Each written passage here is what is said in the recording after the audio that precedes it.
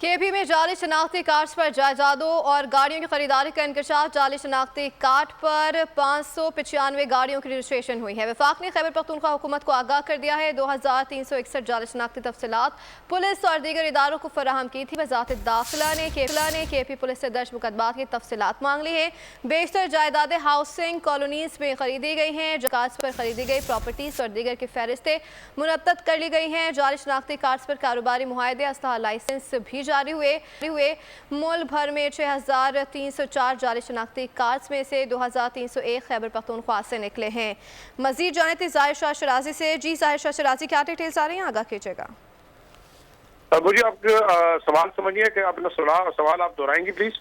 KP में जाली शनाख्ती card, जायदादों और गाड़ियों की खरीदारी का इंकशाफ हुआ है, तो इस हवाले से जी बिल्कुल, खैबर पख्तूनख्वा हुकूमत ने एक लिस्ट मुरतब करना शुरू की है और वफाकी जो गवर्नमेंट की जानिब से हुक्म दिया गया था कि जो जाली शनाख्ती कार्ड खैबर पख्तूनख्वा के अंदर तकरीबन 2326 से जायद बनाए गए हैं।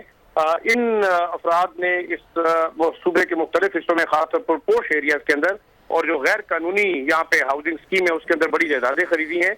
इनके खिलाफ बाकायदा एक लिस्ट बना दी गई है और इनके खिलाफ क्रैक डाउन शुरू किया जाएगा। तकरीबन 6000 से जायद जाली शनाख्ती कार्ड पाकिस्तान भर में बनाए गए हैं और इनमें से ज्यादातर वो लोग हैं जो कि बहैसियत अफगान बताए जाते हैं।